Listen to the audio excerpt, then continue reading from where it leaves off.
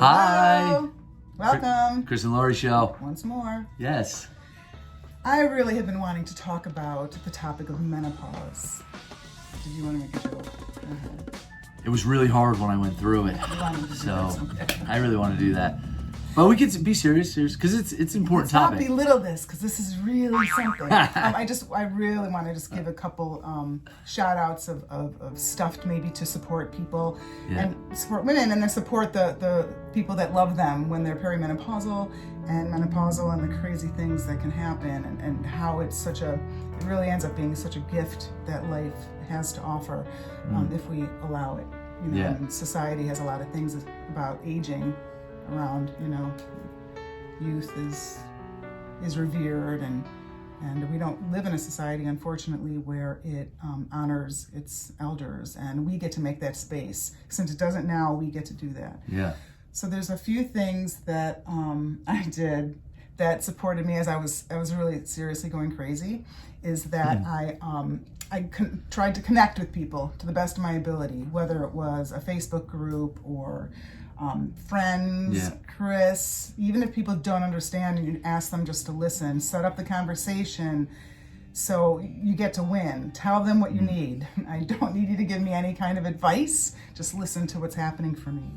And you might feel like you're going crazy, and having that groundedness is really important. So connecting and then listening to yourself, listening to your body, psychologically, physically, and getting in touch with it, because our bodies are going into another phase of life, and it's rich, and it's super powerful, and it gets to be embraced, which again, it's something to move through societally also, right? Yeah. Can we put some in? I don't know. You want to? Well, let me throw something in there too from the man's perspective, and really for the men out there, if your woman is partners or anyone that's in a relationship and your partner's experiencing it, one of the things I think that worked well for us is listening and not trying to fix it, just being there with the person that you love and their emotions. It creates a safe space. And, in that, it can also deepen the relationship. Absolutely. I know that it did for us. Absolutely. So. Yeah. Because we only had to listen, but there was really no making sense of it. So, just the listening part was super important. Yeah.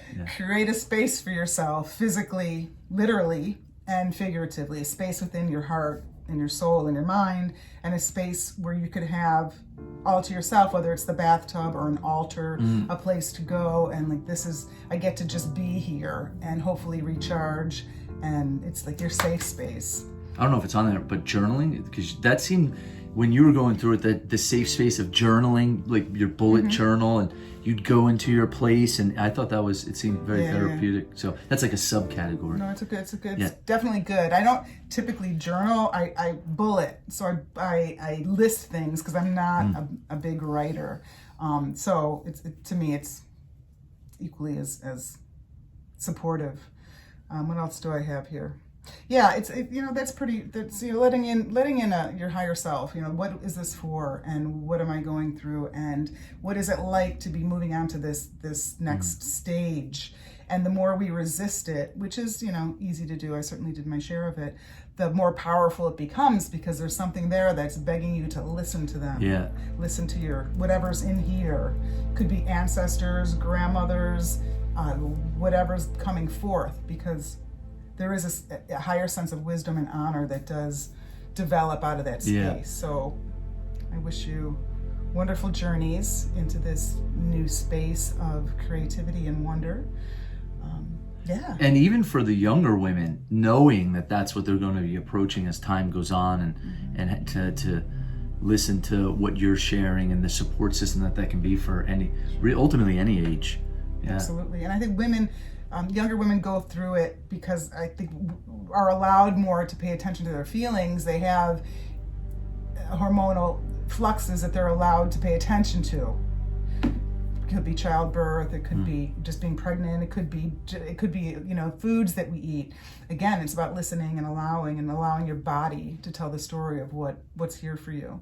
Awesome. That's great. Yeah, so menopause, there you go. Perimenopausal, menopause. Yeah, and my joke I think worked in the beginning. Maybe we could at the end or both. Yeah. So, Well, thank you for tuning in as always. And what should they do? Share, subscribe, and like. Yes. Follow us. Yep. Subscribe. And maybe some of the things that you have done or that supports you or any questions you want answered, I will gladly. Awesome. Great. Okay. Till next time. Bye.